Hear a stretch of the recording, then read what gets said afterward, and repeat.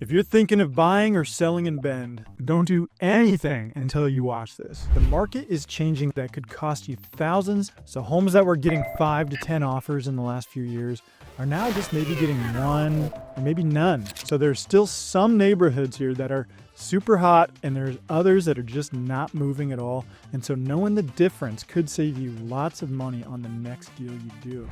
And if we haven't met yet, my name is Luke Callahan. I'm a realtor here in Bend and I specialize in doing just that. I help people every day make the move to Bend and make sure they buy the right house in the right neighborhood the first time around so that you don't waste time and money in the wrong place. So let's get into it. Okay, so the Bend market has now cooled down significantly. And the numbers do not lie. The days on market is now 58 days. Last year, it was 39. And it's really changing the dynamic between buyers and sellers. The shift is creating some really interesting opportunities for buyers.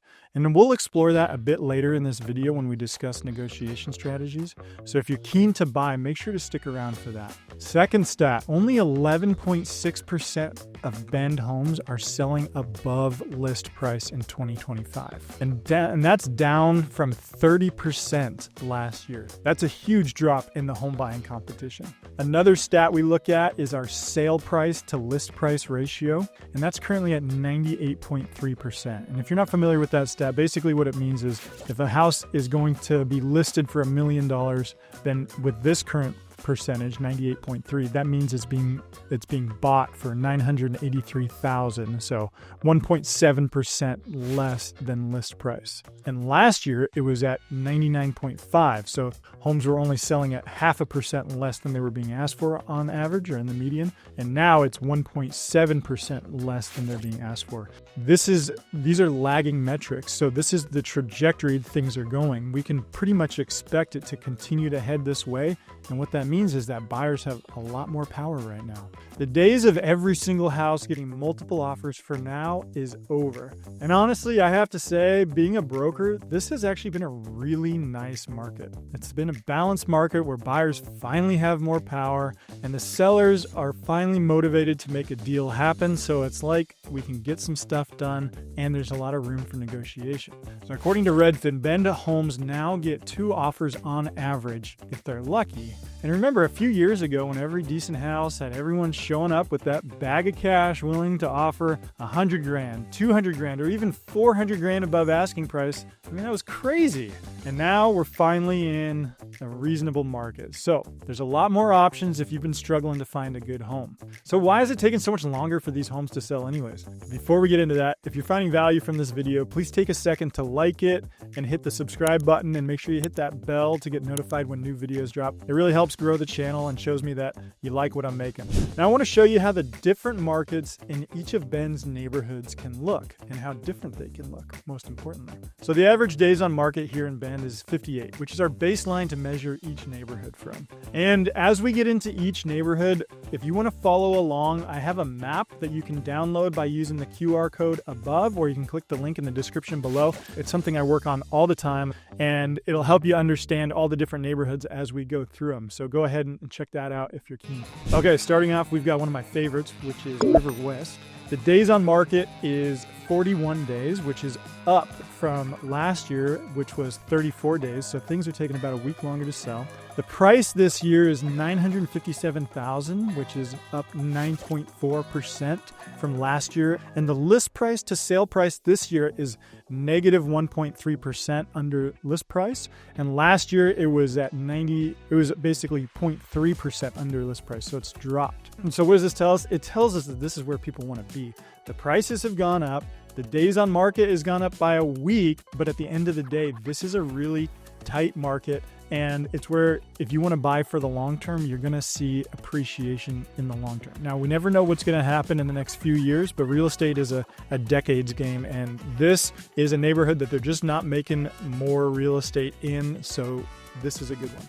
Next, let's head uphill towards Northwest Crossing. Here we've got the days on market, 33 versus 36 last year. So they've actually come down a few days.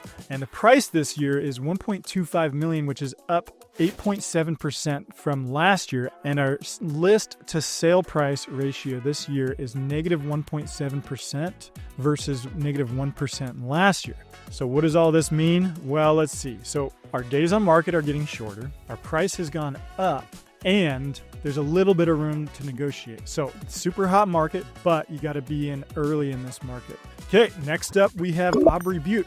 Here we have days on market at 45 compared to 38 last year. Now, price this year is 1.26 million, which is actually up significantly from 1.03 last year. And our list price to sale price ratio is negative 1.7%. So what does all this mean? It's taken an extra week to sell now, but the prices continue to climb. I would say they're probably at their peak and they're starting to soften. And so just like in Northwest Crossing, you're getting a little bit more power to negotiate. And again, these are lagging metrics. So anytime you start seeing one of these homes that's hitting that median days on market, then you know you've got more wiggle room. If it's still in the first month that it's listed, you know the seller is not going to entertain as many offers, but just use that to your negotiating power here in Aubrey Butte. Moving right along, we've got Northeast Bend. Here we've got the days on market at 39 versus 25 last year, and the price this year is $570,000, about the same as last year, and our list price to sale price ratio is about negative 1.7, which is less than 1.2 from last year. So what does it mean? Well, this has been an entry-level market. Things have cooled down. They haven't continued to increase in value. They've stayed the same. Our days on market, it's going to take another 2 weeks to sell than it did last year, and the buyers are softening. And just like the last two neighborhoods we mentioned, you're getting that close to 2% reduction, and even more for homes that are taking longer than that median days on market. So this is a really good opportunity if you're looking to get into Bend. You've got some real wiggle room. As you see this days on market climb, it always makes sellers nervous. After the house has been on the market for a month, you know you can start making some things happen. Okay, next up, we've got the Orchard District. Days on market 37, up from 25 last year. Same, very similar to Northeast like we saw.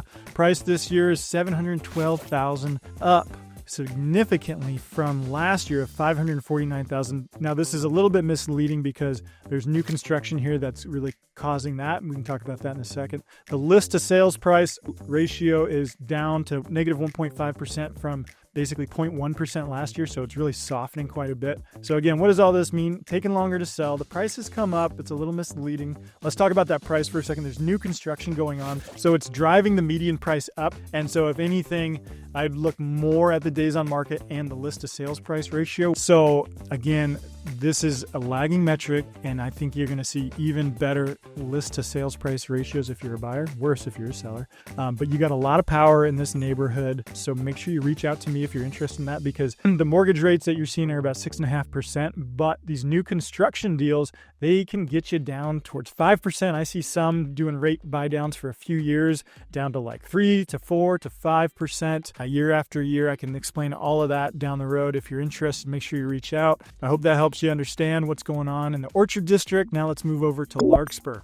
Now this is an interesting market. It's actually one of the hotter markets, and it's because of a few factors. One, you can tell the days on market's 24 down from 36 last year, and the price this year is $532,000, down $609,000, and our list price to sale price is actually up. So stuff is selling for over asking price. So this is a really interesting market. Stuff is selling quick, it's selling for more, but the median price is coming down. So it's creating a lot of cool opportunities to get into this market. If you want to get into Bend, I would highly recommend checking out this market.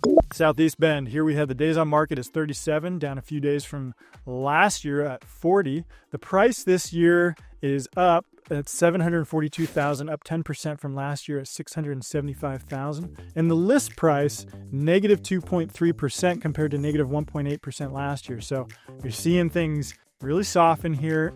So really what it's telling me is that the market has plateaued in this market, and there's a lot, and the sellers are noticing that, and they're ready to make a deal happen. Okay, Southwest, one of my favorite neighborhoods where you can get a bigger lot, some space to go. Highly recommended checking out if you're looking for a little bit of extra space, a little more room. Okay, so our days on market, 27, down from 36 last year. Everybody else has taken note. This is getting a hot market, but the price has actually come down down, 757,000, down 2.9% from last year at 780,000. And our list price to sales price ratio, -2%, which has dropped from 1.2% last year. So what does this all mean?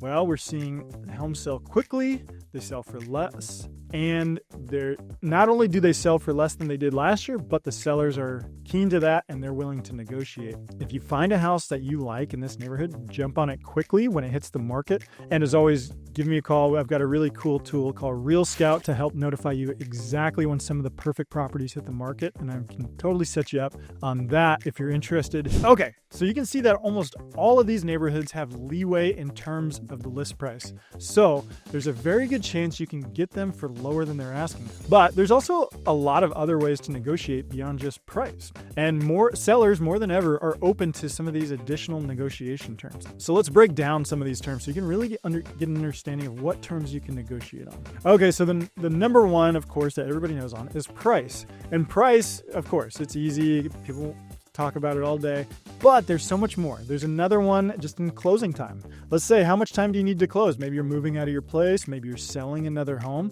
If so, we can push out the closing date to give your house more time to sell. And even if we get into a contract and it's taking your house a little bit longer to sell, a lot of times the sellers at this point are really flexible. They just want to get their house sold and are willing to push out an additional 30 days. So if you're needing to sell another house, this can be a great perk. And finally, another term that I really try to encourage people to think about is the seller concession. It sounds complicated, but it's not. Basically, anything you can dream of that you want the seller to provide for you, they can do. If we can put it into writing, we can make it happen. So that could be money towards repairs, money towards closing costs. We could have the seller contribute towards buying down your mortgage rate for a few years.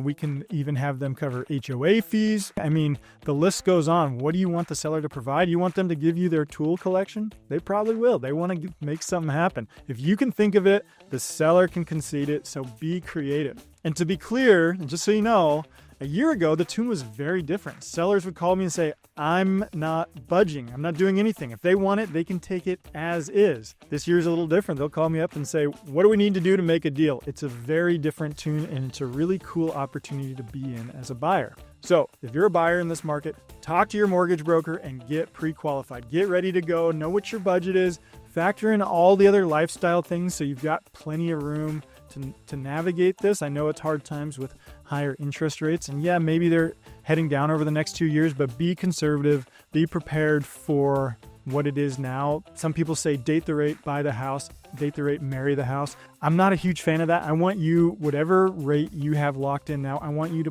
pretend and budget like you're going to have it forever. Hopefully that's not the case, but I want you to be prepared for if it is. Next up, we want to hone in on what neighborhood you're looking for. Once you've got your pre-approval, if you're getting a mortgage or you know how much cash in hand you'll have after selling a house, expand your price search just a little bit, because the data we looked at, it's a lagging indicator, aka these sellers are motivated. So if we find a house that has been sitting for a little bit, we have a lot of leeway to make a deal happen. So it means you can expand your price search a little bit to bump up into something that didn't look like it was in your price range before, but we can actually make that happen.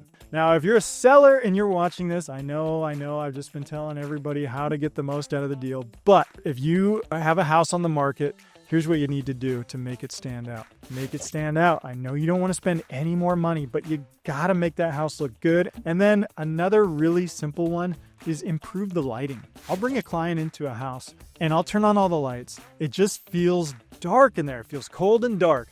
And I know that's an easy fix for a buyer, but I'm telling you, if you want to sell your house, make it warm, make it light. You'd think it's a simple thing, and it is a simple thing. It'll make a huge difference in how quickly your house sells, I promise you. So in summary, the power is in the buyer's hands. Act accordingly. This is a special time in the market when the buyers are going to get pretty much exactly what they're asking for. So if you're a buyer, make sure you dream into exactly what you want and what you need to make that house happen, and ask for it. Just ask for it. Do it. And if you're a seller, put some more energy into making that house warm and well lit. It'll make all the difference, I promise you. And as always, if you're moving to the area, make sure you download my relocation guide with the QR code above. It'll give you a good sense of what it takes to move here completely free. Of course, you can reach out to me, call or text anytime. It's never a burden, whether you're moving in 3 months or 3 years. Give me a call, tell me your goals. We'll wave a magic wand. We'll make it happen on your timeline. So don't hesitate to reach out. I look forward to getting to know you. I will see you in the next video.